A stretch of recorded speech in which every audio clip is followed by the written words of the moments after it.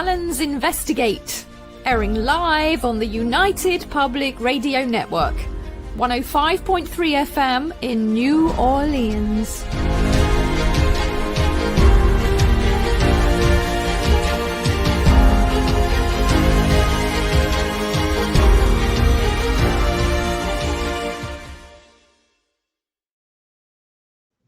Yay! Hi there. Welcome to the Allens Investigate. Indeed. We're broadcasting live on United Public Radio Network 105.3 and 107.7 FM from New Orleans. Yes, and I'm Gary Allen, the Cockney Bard, and this is my beautiful wife, Shona Allen. Hi.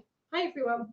Well, tonight on our very first show, because it's a brand new show, we'd like to welcome our very special guest, Michelle Desrochers, radio presenter and producer, media personality, highly sought after paranormal consultant, and all-round lovely person. Yes, indeed.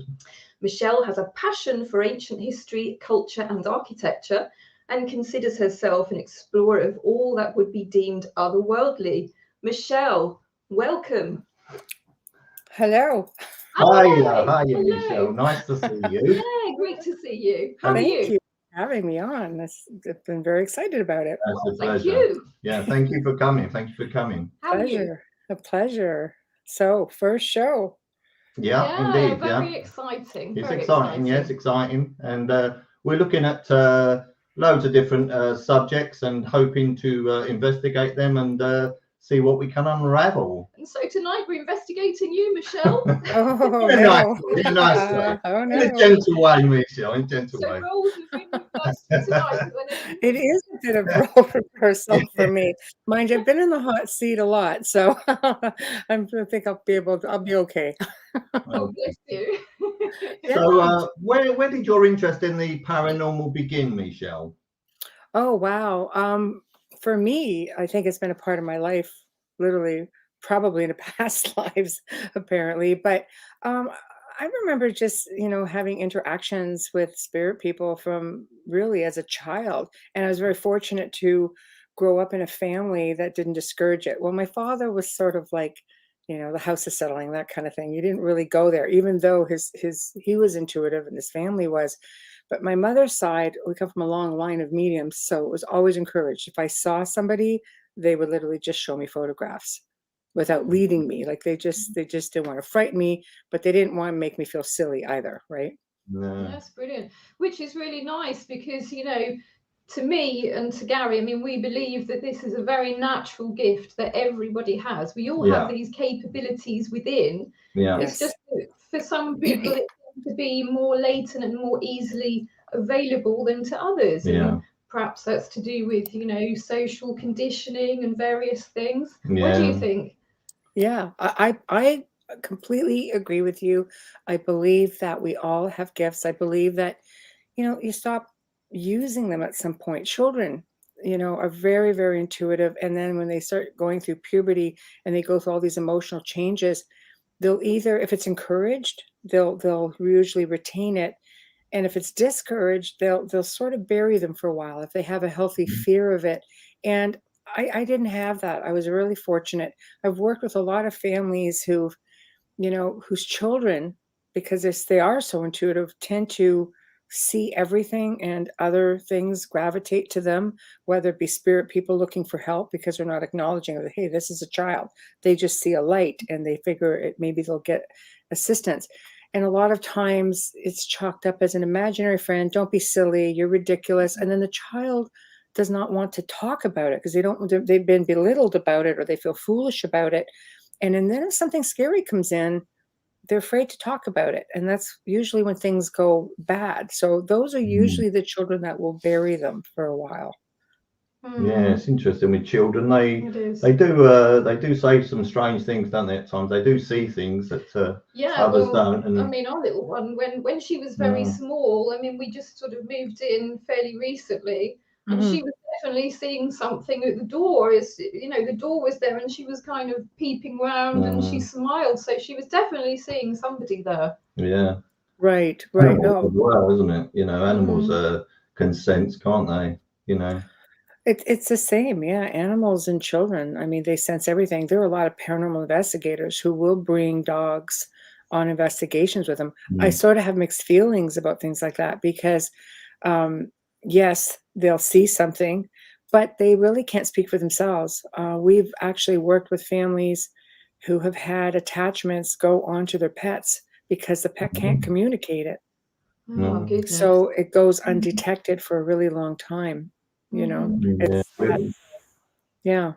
Yeah, sorry, so that's difficult, isn't it? Well, it is difficult. Yeah, yeah. We're great lovers of animals, me and Shona, and you know, we've had a lot of experience with it.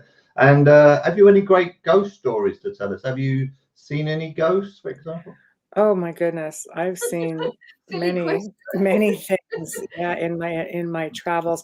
I've had some pretty phenomenal experiences throughout, you know, I mean, my life, but uh, doing this more on a professional level over the last couple of decades, I've been brought into homes or locations that have been really, really crazy active. I mean, Yeah. I've seen many manifestations. I've never been attacked. I've often, you know, been asked, have you ever been attacked? I'm like, I can't say that I have.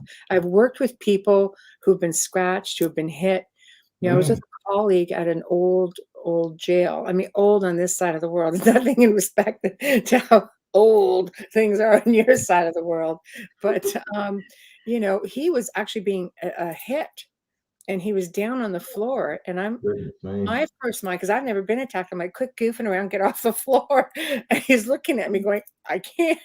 I'm like, oh, you're under attack. Okay, gotcha. You know, but I mean, you know, I've had things manifest in front of me. I one time woke up actually and saw something. It looked like it was rising up out of the floor. Really? And yeah, you know, I'm like, it's because I know it's not what you expect to see. But you know, I was in my adolescent years, and it was just all like a big mist and a fog at first. So I'm just like, oh, it's got to be my eyes. You know, to have to adjust my eyes. Then it became very almost solid form. And it was just this massive being. I mean, and it was frightening because I could see like what looked like horns coming up, and I'm just like, okay, right there is a concern. But you know, so I know, yeah, I'm not sure, you know, bad touch, get out. You know, but you know, I did have something had come into the house at some point when I went through puberty, you know, and at that point something came in and really tormented the family, like my family, for probably about 3 or 4 years. And when I say tormented, it's just more of a feeling of, you know, not like people were attacked or anything like that, but you felt it when it came into your space. You know, like my siblings were afraid to go down into the basement. And when you're staying in what's called an oppressed state, where something is sort of has its thumb on you and affecting, you know, your personality and your moods, things like that, it got to be really heavy. Like I liked the basement. Like you know, I was a cool kid. Like there's 7 years between myself and my other sister. I'm like, I want the room in the basement. I don't want to be hanging out with little kids, you know. So instead, I got to hang out with whatever the heck it was that came in the house. But you know, it's. I went on to do this because I lived it and I had an understanding of it.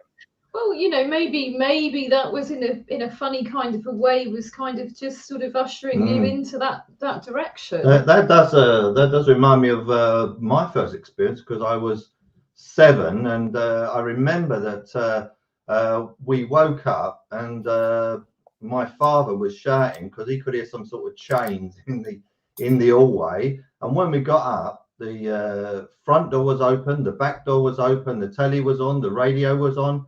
It was incredible because we obviously everything had been turned off when we went to bed.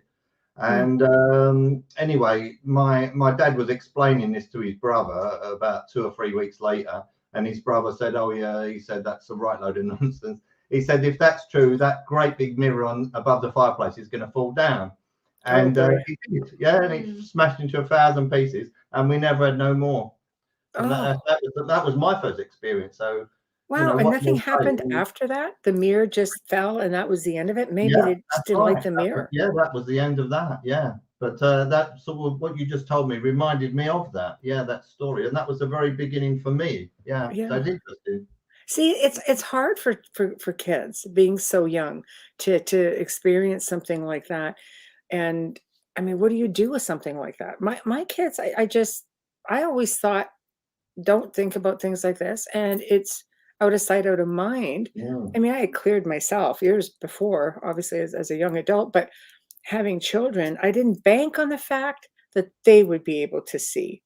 No. The paranormal wasn't something, it's not like it is today where there's information everywhere, there's TV shows everywhere.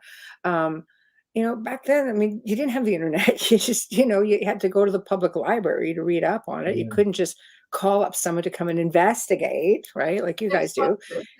Yeah, you just don't do it. I'm aging myself a bit, What but you it's, do?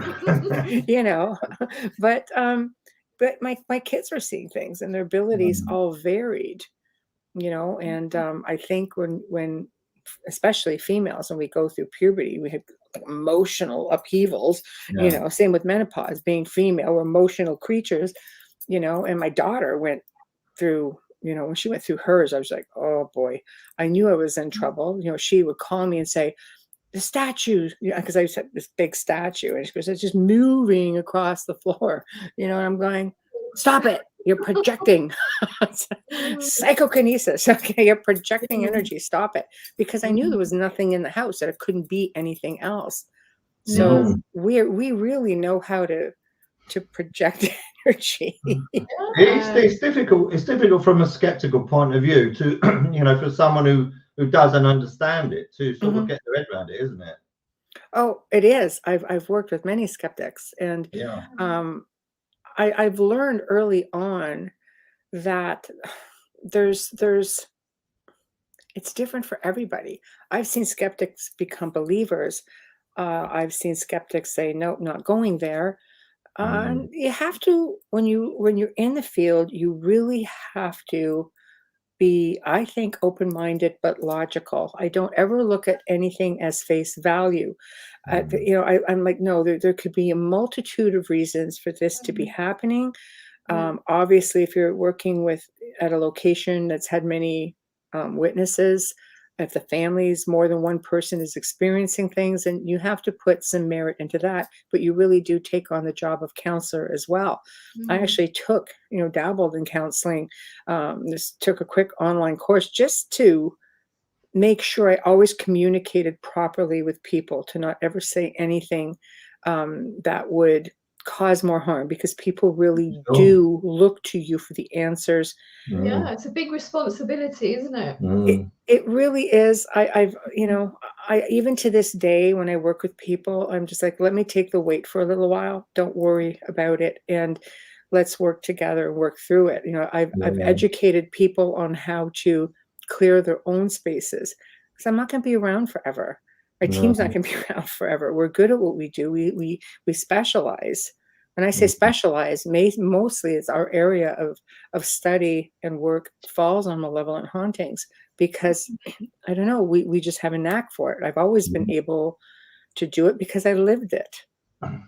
It's really interesting as well, Michelle, because I mean, we visited America ourselves, because we went a few times, once for our honeymoon, and another time we visited as well, and we went to a ghost town called Calico. Right. And that really was a ghost town as well. It was so haunted. And we saw manifestations. We saw a lady walk across the street and then just disappear. Wow. Yeah, amazing, wasn't it? It was. And then we saw a little girl as well. And also ectoplasm, what people call ectoplasm, which basically was like a big milky cloud. It's the only way that glowed. Right. I can describe it, and that was absolutely amazing. I got pushed, didn't I? And then they had the saying office coins you could hear, couldn't you? The assaying office. That was an interesting one, because we kept hearing these kind of clinking of old-fashioned coins, because they have a very kind of distinctive noise, clink, clink. He said, you hear that as well? Yes. The guy said, yes, I hear that. He said, well, actually, that used to be the assaying office. So that was very interesting. But so many things. But what was really interesting, what I was just to come on to, is the fact that obviously, we've got a lot of history here in England, and we have lots of hauntings. But however, I personally noticed that when we went to America, it seemed to be far stronger. I don't know what your thoughts are on that. That's really fascinating that you say that. I find it really the reverse for me. I wonder if it's I wonder if it's because you're so accustomed, to how an energy is, like your side of the world. Because I traveled extensively throughout my life. I've had a lot of friends and family in the UK. The last time I was there, I actually just spent time up in Scotland, and I mean, wow. I was walking around kind of like buzzing all the time. But I think maybe because you guys are used to it. I mean, you almost become conditioned to it. On this side of the world, it's like I don't feel any difference. I've traveled throughout, Canada and in the United States. This house here is, it's mildly haunted now, but it was ridiculously haunted when I moved in here. It was just like, what the heck? This was, a place where I would film a lot. A lot of shows have been filmed here because it's so active. And I think I became so used to it. It was just like, okay, whatever. The door would open and be like, hey, let's keep walking. It's like, how are you today? Good. All right. So everybody's happy. Everybody's happy. Okay, everybody's happy. And it becomes so conditioned to it. I would sit down and say, okay, film crew's coming in today. Anybody want to partake? Nobody wants to partake. It's up to you, and blah, blah, blah, blah, blah, and move on. If we would do a restoration project, we would explain, okay, this is what's going on. Don't get upset. We're not taking the house down. We're just moving the wall, or because it was never there before. And in turn, the spirits here have shown us things. We found a stunning doorway that had been blocked in somewhere in time, the history of the house. And when we opened it up, it was this beautiful door with all this wainscoting and ornate, like edging inside of it. We're like, why would anybody just cover this up? But let's face it, old buildings undergo many different faces, right? Apartment buildings, I'll tell you what is interesting, Michelle, is that a lot of people who work in sort of spiritual fields, from my experience after 30 years of it, I've quickly come to realize that there are two sides. There is a dark side and there is a light side. True. And, there is a positive and a negative, and you can't have one without the other. So when you meet a lot of spiritual people, they all love and light and, and they don't seem to understand that there is a dark side too. What do you think of that? Oh boy. I always say there has to be balance. I've worked in darkness most of my last 2 decades. Like I said, it's just something I excelled in because I experienced it, I think, and I don't have a fear of it. No. Like I really don't. I'm a strong believer in mindset. I believe we are very powerful individuals and we have more control than we think we do. If you give it to them, they'll take it. If you don't give it to them, I've had voice recordings, something growling at me. I'm like, I don't even want to hear it right now. And I leave it at that and I keep walking. There's one instance where something growled at me in real time and I was on my way to visit a family that's was in a really bad way. And somebody just growled at me. I grabbed my purse and I said, I'll see you in an hour, mister. And I just kept going. And it's probably going, what? And I got there and I came in. I'm like, I'm not going to mess with Michelle. It does remind me, Michelle, it does remind me though, when people talk about like schizophrenia, where people say they heard voices and they went out and stabbed someone to death. And from my understanding, that's not so far-fetched because, you do hear voices for good and bad. And so it's about being able to sort out the wheat from the chaff. Yeah, and it's about being balanced mentally balanced to be able to deal with it. Yeah. You really have to be, like for myself, real time, I am a light worker. I do planetary light work. With other mediums who we do work with anything that has to do with the planet, its energy, its consciousness, things like that. So that's my balance. When I'm dealing with a situation with a family going through really hardcore things or an individual, I will usually, you have to ask those hard questions. We talk about schizophrenia. It's a very fine line between schizophrenia, psychosis, and an alleged oppression, of a really malevolent entity. Like people say demons.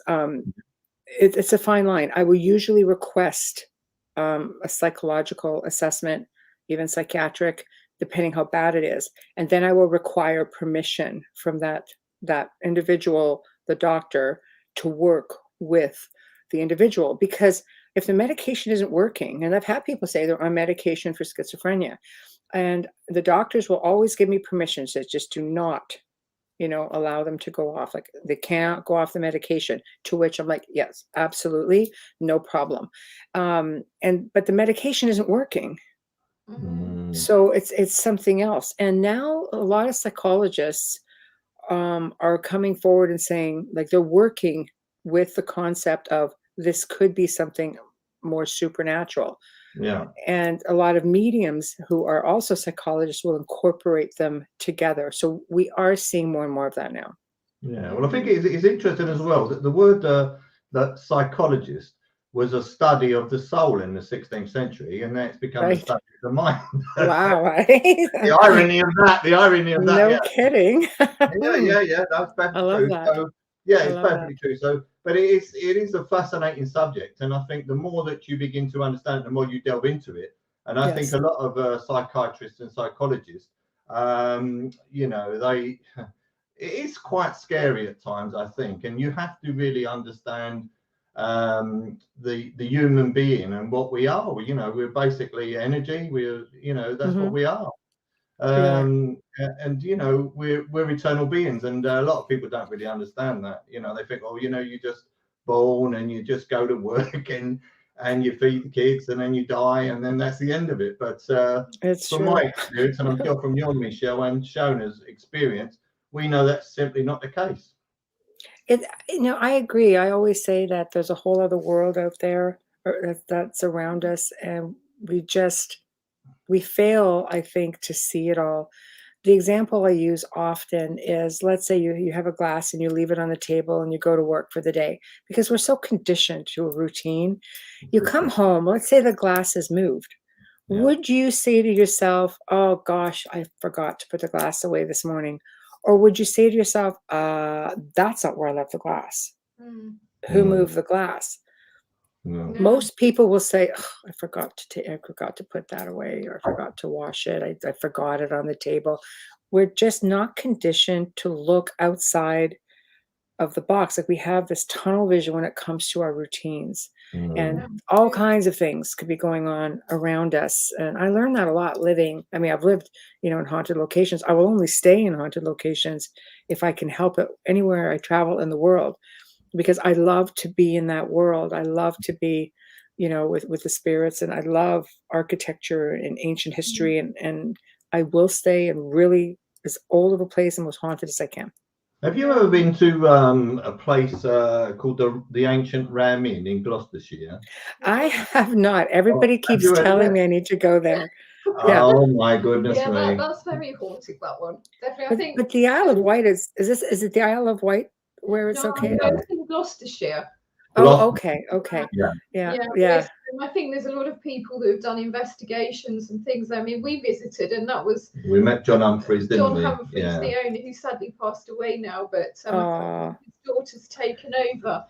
But that was a really, the energy in there was. Well, he did say to us that not pleasant, particularly. He said to us that the spirits wanted to have sex with him. Incubus or something. It's a succubus if it's a girl. Yeah. I didn't know what to make of that, really, to be honest. I know. It's the thing. I know. I mean, John was an extremely pleasant chap to talk to. He really was. And he told me a story about the bishop's door, and he said, I've heard 3 knocks on the bishop's door, which is upstairs, and I went upstairs for a tinkle. And sure enough, I heard the 3 knocks on the bishop's door. So what he told me was perfectly true. So, but the problem is it was supposed to be built on an old graveyard, and we had a terrible row, didn't we? We did. We had a terrible row. It was. I think the thing is that's what negative energy does. Yeah. I think most people don't understand that. Is it can work in a number of different ways, and it can cause things to go wrong. It can cause anger, rows, and all sorts of things. Well, what happened to us? Is that we had a massive row, right? She stole the car. She stole it. Drove off in the car. And I thought it was the end of the relationship, but no, it wasn't the end of the relationship. But nevertheless, we drove an hour and a half the wrong way. We got a flat tire, and this was caused by this negative force. You know, maybe you could enlighten us on that one. I believe that it's not hard to absorb energy to start with, but if there's something about you that the entity or spirit is curious about, or they think, oh, you're love and light, I'm not digging that. They're gonna go mess with you for a little while. And that's the kind of thing that happens. Like, if everything can go wrong, it will. I've experienced it myself. I've had people who I've filmed with. You know, we went to this one location that we were filming at, and it was supposed to be all, oh no, it's just okay. It's just the maid that used to be there, blah, blah, blah. Meanwhile, we get in there, we're thinking there's something so malevolent in there that it changed the whole film thing, because we were not given any of this information by the people at the location who owned it. After we left, everybody was having issues. I mean, we were all like really cranky, and I'm usually aware of things like that. I'm just like, oh boy, okay. So I worked on myself, and then I had to clear everybody else. You know, I said, okay, if you have something going on, let me know. I'm just going to tap in, and I'm just gonna give everybody a good light up, and then everybody was fine. But like, they do, I've seen one entity affect multiple locations at one time. Really? Well, how does it affect, Amisha, how does it affect you? You know, so if you're on, say, for example, I'm on a telephone call, and I shouldn't say something, I know when that is, and I can't say it. So that's on it. And also, and also you may, well, this used to happen a lot, but not now, it doesn't, because I'm much more experienced now. But also you get like your face feels hot, really burning if you're with someone who's really negative, and you know, you become fully aware that there might be a problem with this person, and they might be aggressive or something else, and you know, you become fully aware. So how does it affect you? How do you know if somebody, apart from being intuitive, you know, does it affect you in any way physical? Yes, actually. It does affect you physically. I meet all kinds of people, and some of them I can tell there's something with them. You know, I'm sure when you meet people, I always say the spidey senses kick in. You're like, ooh, something's with you. There's something about you. Yeah. I know, it's like, no, you know, hug, no hugs, no. You know, but this is where I say grounding your energy comes in really handy. I've sent off grounding techniques to many people. You know, we use it when we're working. I recommend it to people who are assisting, because what it does is it grounds your energy to the point where it makes it that much harder for something to attach to you. And then when you work with frequencies, vibrations, reflections, you can actually project, you know, flip the energy around. So picture a mirror. Picture yourself putting up a mirror facing out. Well, something comes up at you, and basically the idea is that it sees its own reflection, and then it feels repelled. But what it does also, I've had people say to me, people have been dropping out of my life, and I'm like, are they good people? They're like, they're angry people, or they're negative people. So, but then they blame you. It's like, oh, every time I see you, I feel vile. But realistically, they're probably having their own energy coming back at them, and they're like, they don't like it. So, you know, so it will also get rid of people.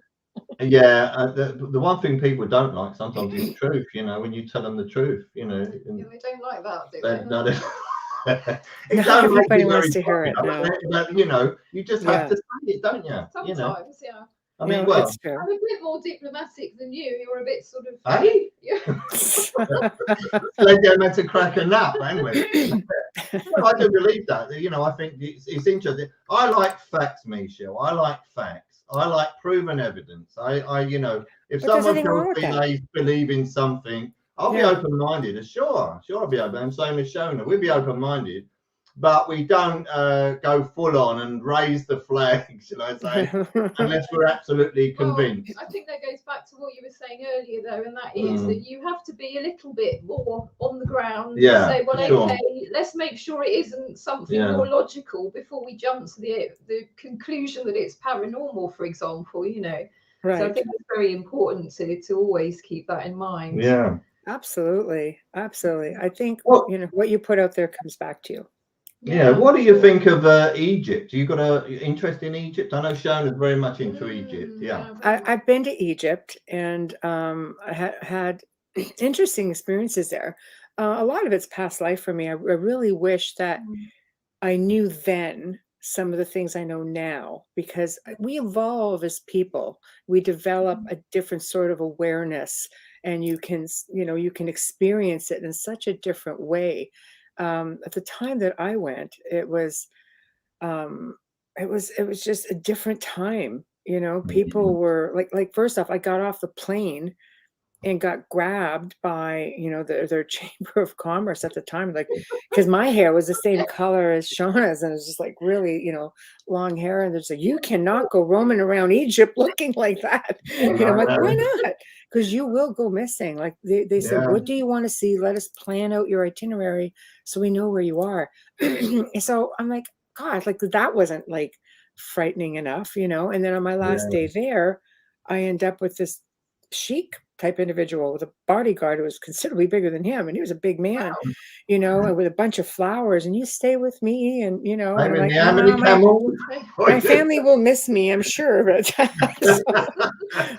so you know, aside from those experiences, I had an incredible paranormal experience when I was there, because I was in the Great Pyramid, and Egypt was a very poor country, and at the time, you know, I had somebody say, oh, would you like to spend more time in the pyramid by yourself? I'm like, I can do that. Okay. Well, it wasn't a very busy day. It was a weekday. So, you know, they held out their hand. I'm like, I'll grease that palm, no problem. And I ended up, you know, they let me have about, you know, like it wasn't a ridiculous amount of time. It's like, well, you can have, you know, half an hour in this area all by yourself. And then they introduced me to an area that the people weren't allowed to go in, I'm sure, unless you were greasing palms. So I went down into this chamber on my belly, literally, and I came up into this room, and there was this spirit individual there, and my head pops up, and he was, I'm going to assume someone, because I thought this person felt like he lived nearby. Well, it turned out like a year later, I found out that they had excavated this entire village, like this community at the base of the pyramids. So I'm looking at this guy and I'm going, oh, I said, you know, you're dead. You know, do you realize you're dead? And he goes, you're dead. I'm going, maybe it is me. I'm like, maybe I just slipped into this dimension. Who the heck knows? I am underneath the pyramid. I pop up. There's this man who's half dressed, you know, and you're dead. And somehow it's just the word that telepathically came to me, and I'm thinking, well, that's not Egyptian, but it's just how it was projected to me. And I thought to myself, I just went, maybe, and I just waved goodbye, started my ascent on my belly back up the thing. It's just like, gosh darn it, like, wow, it was really interesting. It's an interesting place. It's Shona absolutely loves it there, don't you? Well, the thing is, I mean, I went to Egypt many moons ago, and I mean, like you, I personally believe I've had some experiences to do with past lives in Egypt as well. So you know, I'm with you on that one, definitely. Yeah. But when I went, I just got to go to Luxor. I didn't actually make it to the pyramids, and I deeply regret. I was the reverse. I didn't get to make it to Luxor. I didn't have time. So we'll have to share our experience. We can combine our trips and have a shared experience. Or even better, we'll have to go together to Egypt and go and experience. What was that story with Howard Carter? There was a story with Howard Carter, wasn't there? Do you remember? Howard Carter actually came from Norfolk, interestingly, from a little town called Swaffham. And there is actually a little museum. It's only very small, but it's very interesting because they've got some sort of items of Howard Carter's there, and it's really, really fascinating. Yeah. We took a trip there because it's only, what, 45 minutes away. Yeah. We took a trip there, and we actually went and visited the little cottage that he actually lives in. Right. Because, you know, I think he was quite a different character when he was growing up. I think that he wasn't a run-of-the-mill kind of person. I don't think he actually went to school. I think he was home educated. And I think that he had a far greater sort of, you know, open mind on everything. So I think some people just do. They just they don't need to be trained to do something. They just naturally fall into it. I'll tell you though, speaking of Howard Carter, when I spoke to people in Egypt, because I had 2 different guides for the time that I was there. One was an older man. And I said, what is your take on curses? For example, the curse of Tutankhamun. Older generation. Oh, you do not want to go there. You know, it's going to be terrible for you. You don't want to go there. The younger generation are just, oh yeah, go. You'll have a great time. Don't worry about it. I'm just like, well, I don't know now. You know, it was fascinating to see the contrast between the 2 belief systems, you know. So I'm thinking, do I, don't I? You know, it makes you wonder what they have found, though, doesn't it? You know, they've probably found things that are not hidden things that what they call UPARTs and that. UPARTs, it's unexplained objects. Unexplained objects, I think that it's very interesting as well because you know, I think there are many things that have been found that are unexplained, and I think that even looking at how the pyramids were built and the things like the big sarcophagus inside as well, can't really quite be explained by using the kind of tools that they expect us to believe they used.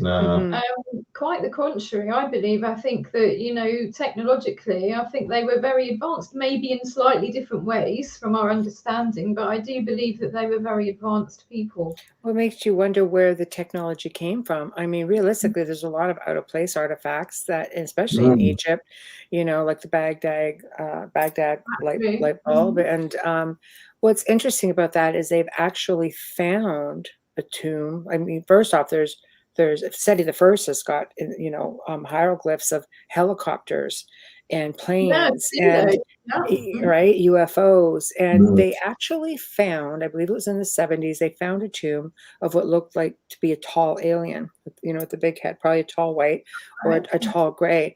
And of course the KGB sort of got wind of that, and he was brought in by somebody in Egypt who whistle blew it, I guess, and they went in and they this thing up. Like there's video footage of it. This was only back in the 70s. Like there's old black and white footage of it. So I think just if that is indeed a thing, you have to ask yourself, okay, so ancient civilizations, they didn't look at extraterrestrials the way I think we've been conditioned to look at extraterrestrials.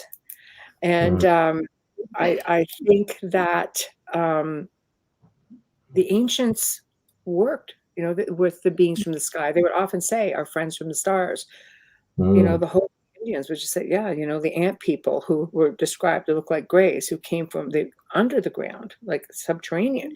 So I mean, they emulated them. They built monuments to them. They revered them.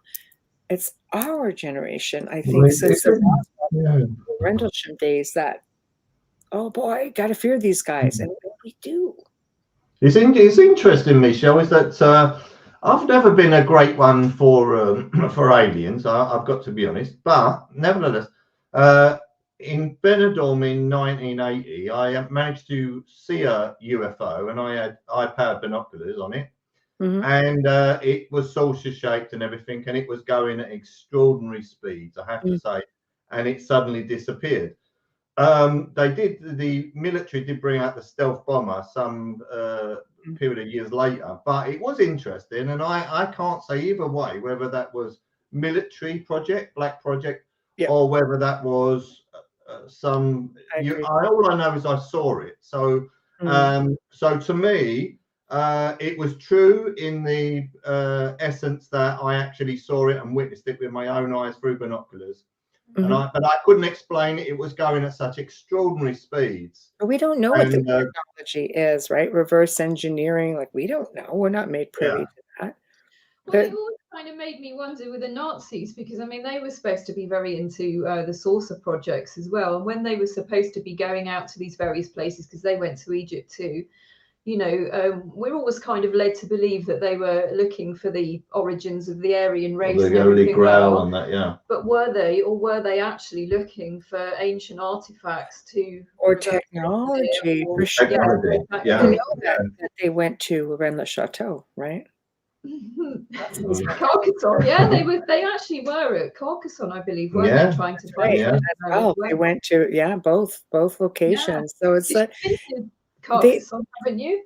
I love Carcassonne. I absolutely I love Carcassonne. I love Rennes-le-Château. When we left Rennes-le-Château, my son looked at me and he goes, "Why does it feel wrong to leave here?" Because we have a lot of family lineage that come out through northern France, south of France, Portugal, things like that, you know. And well, you know, we've got, you know, Templars in the family and stuff like that. And you know, he just says everything about leaving here feels wrong. I'm just like, funny that, you know.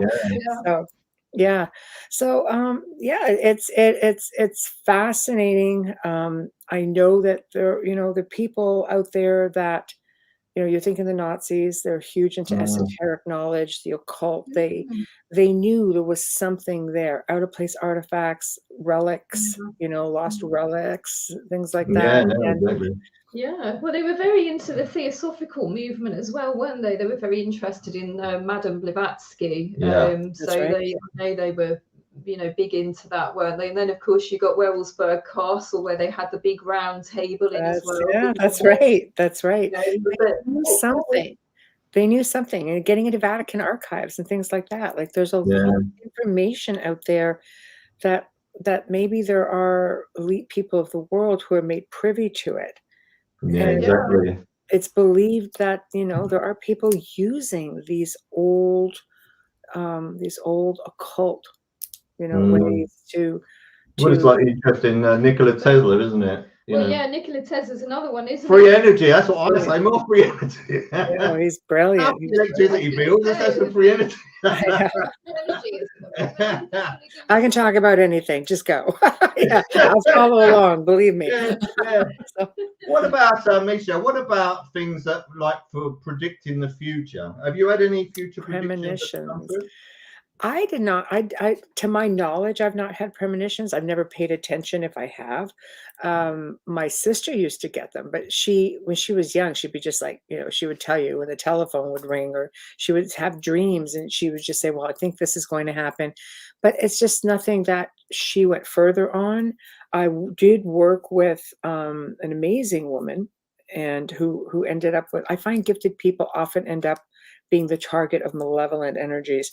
And she's extremely gifted medium, and she predicted the World Trade Center, 9/11, and ended up, I think, with Homeland Security at her door 2 years later, because somebody remembered that she had made this prediction. And I can tell you, in working with her through years, and without giving away a lot, you know, because I don't share cases, private people's information, but she had, in working with her, she goes, things come to me, please write it down, because then I'll forget, and I don't go there again. I don't want a record of anything. So I would write down whatever she would tell me about. She saw the pandemic, she saw all of that. And when I went back into the files, I'm like, holy crap, banged it out of the ballpark again. You know. I'll tell you what is interesting, Michelle, is that people have often said to me that about, if they say it's about the spirit world, whatever you want to call it, they say that they have no idea of time, right? Okay. So I've had a couple of experiences that I'd like to share with you and share with the viewers out there. Of course. And the first one, which is a sad tale, but nevertheless it shows a period of time. I was in a place in London with a friend, John, and my friend Sheila, and we were talking, and I suddenly said to John, you've lived many past lives and died many violent deaths, but I can't say that in this one. And I said, but I turned to Sheila and I said, but I can't say the same for you. And Sheila said, oh, don't be silly, I'm off to bed. And she went to bed, and I said to John, I keep getting fire with her, fire. And well, 17, 18 years later, she died in Grenfell Tower.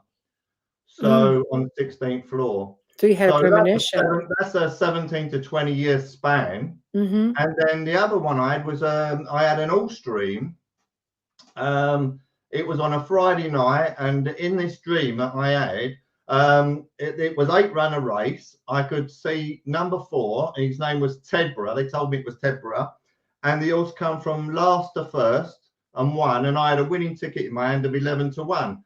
So the next day I got up and I thought, oh, I got the Sun newspaper. I looked in the Sun newspaper, and the first race at Newcastle, and I still got the press cutting from it, 8-runner race, number 4 Tedborough, 11 to 1.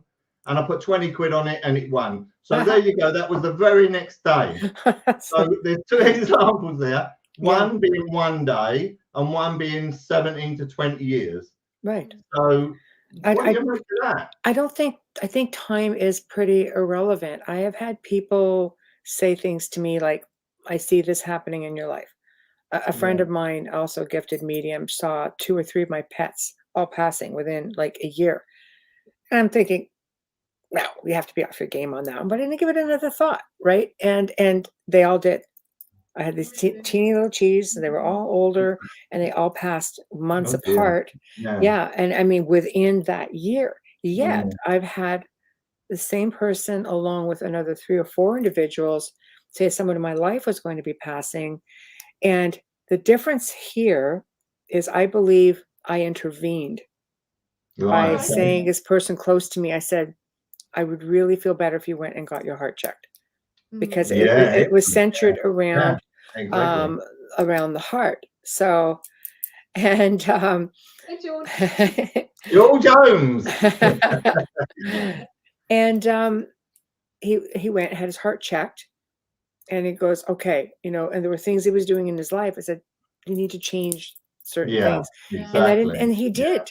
So it never came to pass. Right? It never, because when 4 people pick up the same thing, the same circumstance, I believe you can intervene with it. But time is irrelevant. And if I had a dime for every time, or a dollar for every time somebody said, you can't peg the time frame on the things that you see. Well, them 2 examples, they prove it, don't they? 2 things happened, 1 year and one day and 17 to 20 years. So that really proves it, doesn't it? And maybe as well that there are certain things in life that really are destined and you can do nothing about, but there are other things that are kind of a series of choices, shall we say, in life. And you take those choices, and that's all part of your life lesson, really. It's like us, dear, isn't it? It is. It changes your destiny, I think. You're lucky you just got a tap on that one. I think this time. Don't advertise. All of a sudden, lights go down, Gary goes down. But I think every time, this is where I think readings get a bit convoluted as well, because you can get a reading every day, and potentially it will change because you change your mind. If you come to a crossroad and you decide to go left instead of right, your path has changed. Chances are the people you interact with or meet will change. Circumstances change. And I personally have never done readings. I've done it, and I didn't have a good experience with it, because the first time I had my best friend come up to me, 18 years old. Of course, you have no tact at 18 years old. She goes, I want to know if my boyfriend's cheating on me. I went, yes. Okay, my bad on that. So she tried to take her own life. And I realized you have to have a degree of responsibility. You have to be, If somebody will be talking to me, and if I have a spirit nattering at me saying, okay, say this, and I was like, all right, then I'll say, okay, I'm just going to put this out there, and I put it out there. But that's not habitual for me. I don't like to do that, because I don't want that responsibility. I don't want to lead somebody the wrong way. I'm in the the field of helping people in a different way, and that's what I use my abilities for.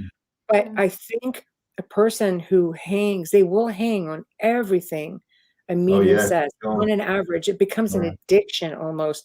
And I think people have to be diligent in saying, you can walk out of this door and change your entire destiny in the next 5 minutes. You can't hang on it. Okay. Exactly. I remember when I was really young, I was just a teenager, and I went to one of these gypsies. Yes. Ball and everything, and she told me that I was going to be a hairdresser on a cruise ship, and I spent the next 2 months being thoroughly depressed. And I have absolutely nothing against hairdressers at all. Right, and cruise ships, but it's not for me. It was just not for me, and I was several months I was totally depressed by it and deflated, and then obviously I realized, well, actually, hey, no. And you also had that. You remember? We went to see this medium, and I won't mention his name for fear of embarrassing him. But anyway, he said he picked up the name of your father, didn't he? And he said, "I'm getting Jim. I'm getting Jim." And Shona said, "Yes, Jim. That's my father." And he said, "He's dead, isn't he?" Jesus. Okay then. Yeah.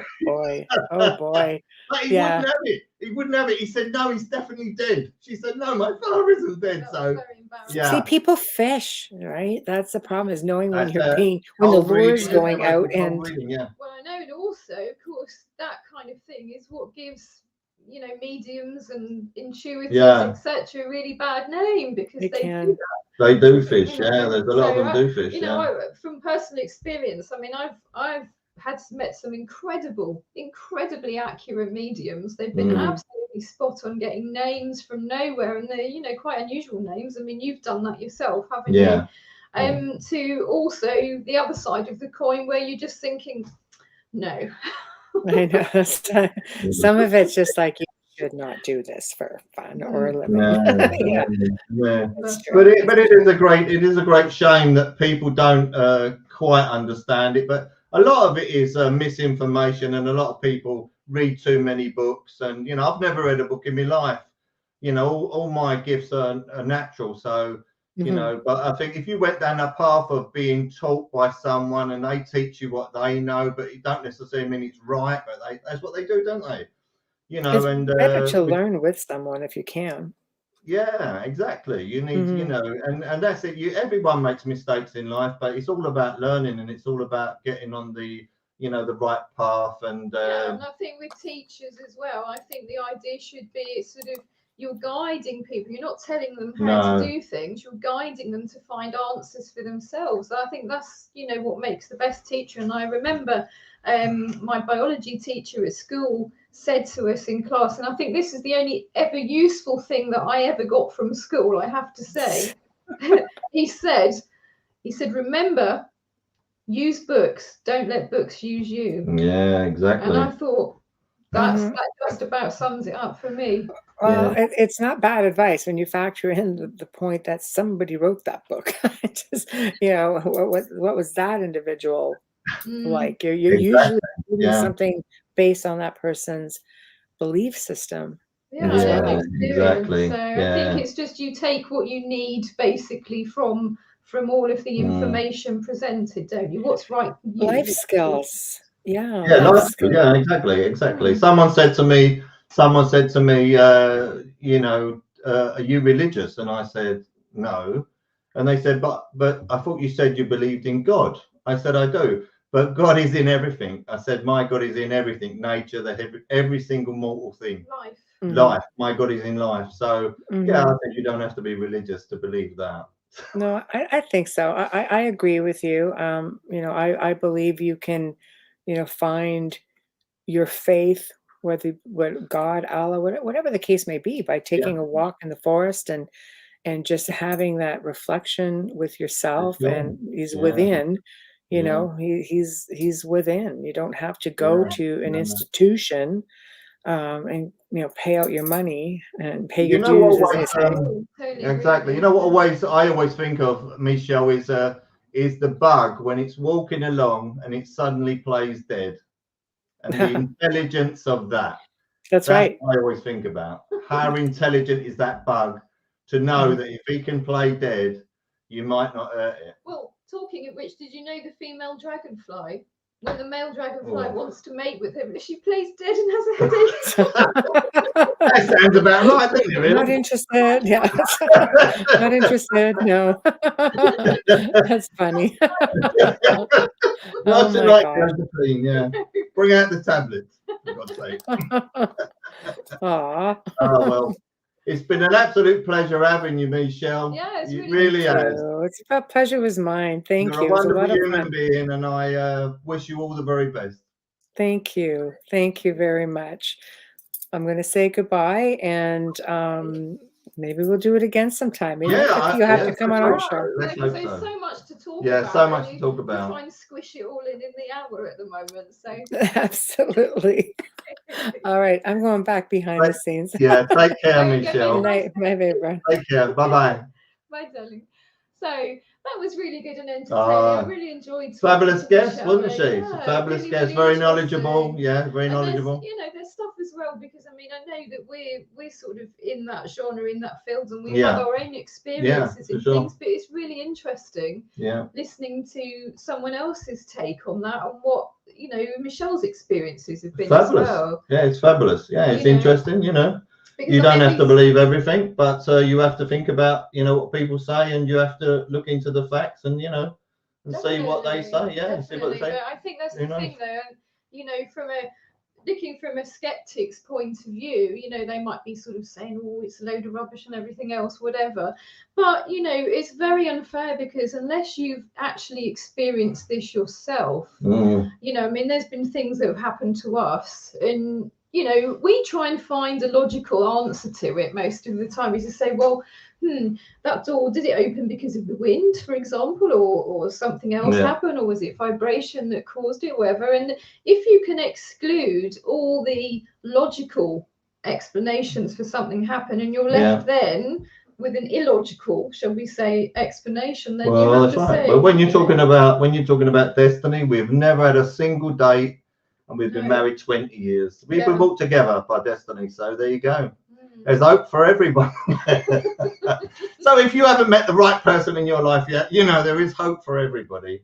Yeah, I mean, that was an incredible story, really. Yeah, you can read the story in the book In Search of the Swan, if you'd like. If you want to buy it, great. On your website as well, the Cockney Bard. www.thecockneybard.com. Then it tells you all about it on there, and there's also some fabulous photos of our wedding and things as well. We had a medieval wedding on St. George's Day, which was very patriotic. It was indeed, yeah. We had jousting horses and well, not jousting horses, not the horses. If the horses were jousting, that would have been Paranormal. Wait. But no, we had some jousting nights. And we got to ride on the horses on the way into the church as well, which was just absolutely fantastic. And the guy that provided the horses was called Tony Smart, and he does all the kind of provides the horses for films and things. Yeah, and it was the excellent. Horse I rode, Capote, which is this beautiful white horse, was actually used in the film Braveheart. So I got to ride it, which is brilliant. Yeah, it's great stuff. Yeah. Thank you. Yeah, There's never enough time, is there? No, never enough time. But I've enjoyed the first show. Have you? Yeah, it's been really fun. It's been great, isn't it? Yeah. I mean, and the aim is to educate people and try to show them a way. I think the thing get them on the right path. As with everything, with all subjects, you have to have a discussion. And it has to be a rounded discussion, and you have to sort of come at it from different angles, don't you? That's how you find truth, isn't it? You have to look at all the facts. I mean, I know we're sort of having a bit of an issue about truth and things at the moment with what's going on in the world. But you have to get facts from all different angles. And once you've seen all the different angles, you can then come together and say, well, okay, that's it. Well, that's why we leave it on the note. It's not my truth. It's not your truth. It's the truth. Yeah, it's a fact, isn't it? So, and what's a fact? Something could be demonstrated and proven. We'll say goodbye and see you next week. I really enjoyed that. It was great, wasn't it?